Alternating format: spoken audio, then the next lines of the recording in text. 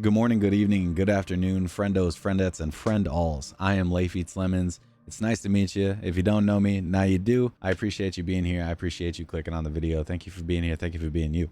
Something that I've noticed that I advocate heavily for on stream, but I don't really have any content for, is mental health. And I have to fix that. So that's why we're switching it up a little bit today. And that's what the focus of this video is going to be on. Instead of simply just talking about these points and talking about different things like a podcast type of feel, I'm actually going to be taking you guys through a coaching framework that I've put together because I have prior experience coaching and we did very well. And I do think that it's applicable based on my coaching style in this format for mental health and talking about it. Let's get right into it. This isn't so much of a guide as it is a method. So as Scotty K Fitness would put it, pay attention. All of the parts work cohesively together. In order to implement this, you need to stick around for the entirety of the video and actually fully grasp everything that there is listed. I have 10 main points that I want to get through. Character development. Development over victory. Teamwork before individual glory. Empowering self-confidence. Build positive attitudes. Healthy competition encouragement.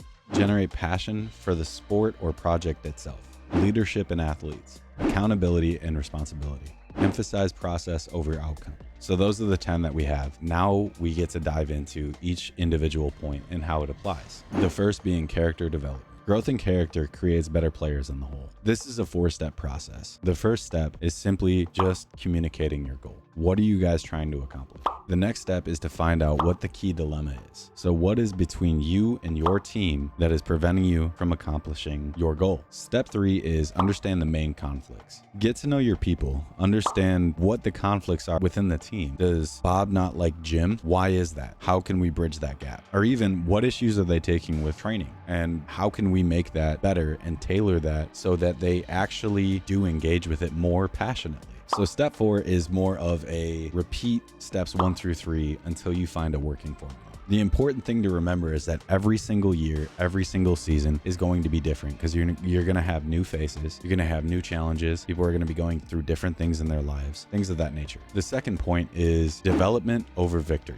You're not in it for short-term gain here. The main focus is playing the long game. Winning isn't everything, and I know that you've heard that before, but at the end of the day, it really isn't, because long term, what did they get out of that season? Did they get better on fundamentals? Did they get a better understanding of the activity that they're partaking in? Have they built on their already existing knowledge to make them a better player? And most importantly, how much did they grow as a person throughout that entire season? How did they deal with adversity? How did they go about facing challenges that they otherwise wouldn't have been able to work through had they not had the team behind them? Everybody that's out there is looking to improve, always. They wouldn't partake in this if they didn't want to improve as a person or a player. And now the third point, teamwork before individual glory. This is exactly how it sounds. I need you to buy into the team and I need you to want to be here. If we need you to play in a role that is not as gratifying as other roles might be, I need you to be able to do that and want to do that. At the end of the day, you know that without you playing your part, that major thing that happened in that game wouldn't have happened. So long as the collective is benefiting from your role being done the correct way, even though it isn't glamorous all the time, everybody has a part to play.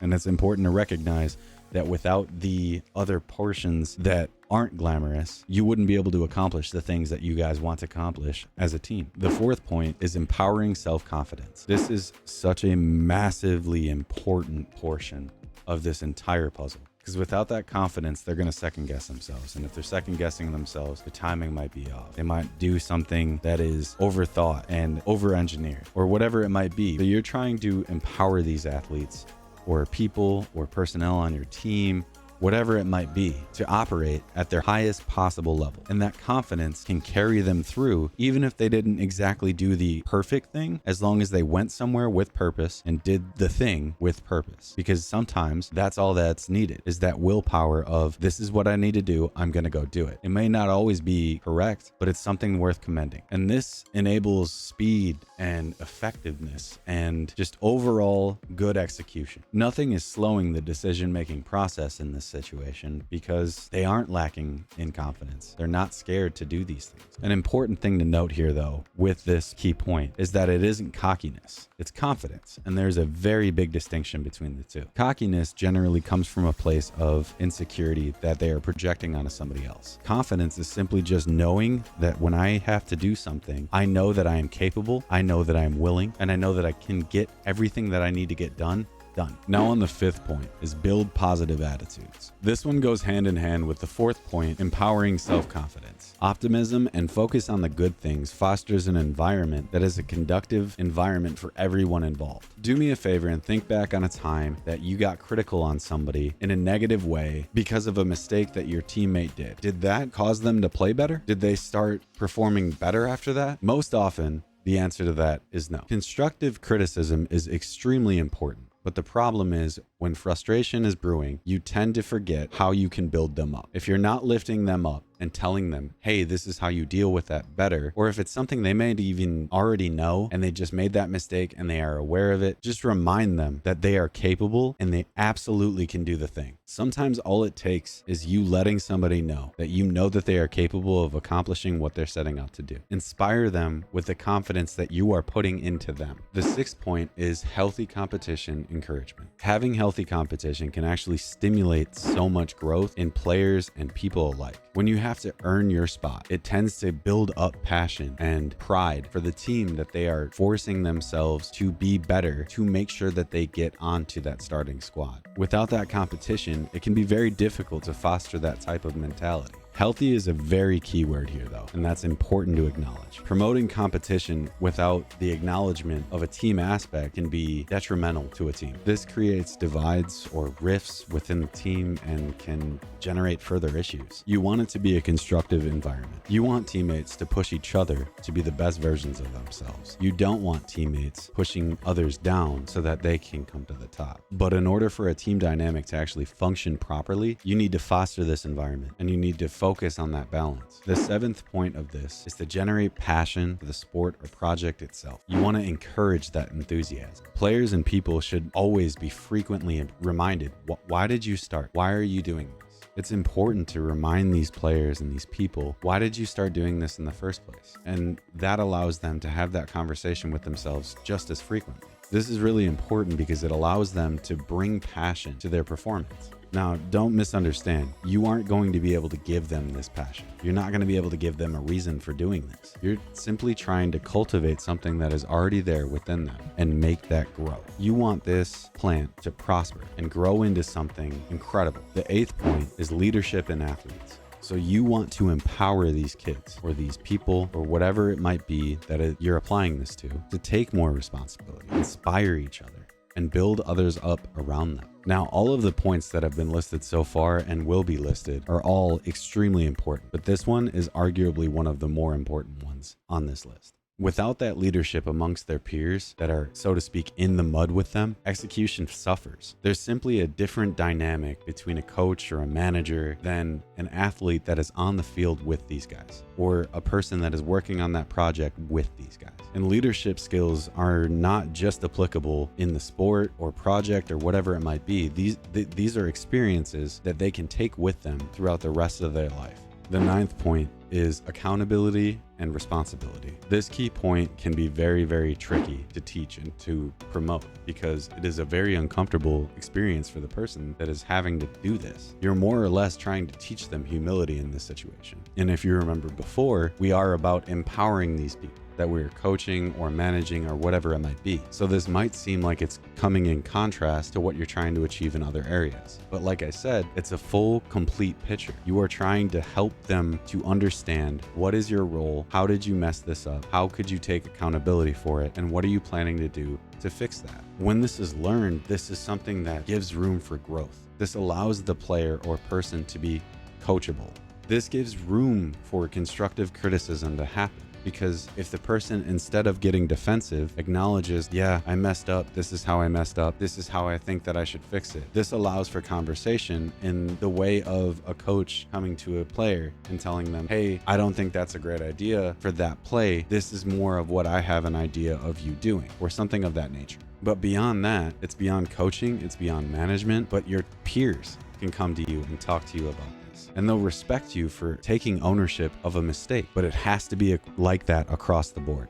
And finally, the 10th point, emphasize process over outcome. I know that you've heard that before. I know that it is potentially very confusing to hear because everybody wants to win, right? And if you win, why does the process matter? Well, I'm here to tell you why it matters. This type of mindset allows you to have long-term improvement. Frequently, we weigh our wins over the process that we took to get there. This isn't a sustainable solution to what's going on, because if you can't replicate that process, then you can't replicate that win. And in that case, it's not really much of a win, is it? Understanding the process, knowing how we got the win that we did, and knowing that we can recreate that victory should the opportunity present itself, that's where the win is. And if we lose, we need to take a look at the process that we took to get to that result and see how can we tweak this to not have that outcome happen the same way. It's not always a matter of working harder. It's not always a matter of being negative or not having a positive outlook or not having leadership. Sometimes our focus is just on the wrong things. And it's a mark of excellence if you can look back, see where your focus was off, and reroute that into a direction that it should have been initially.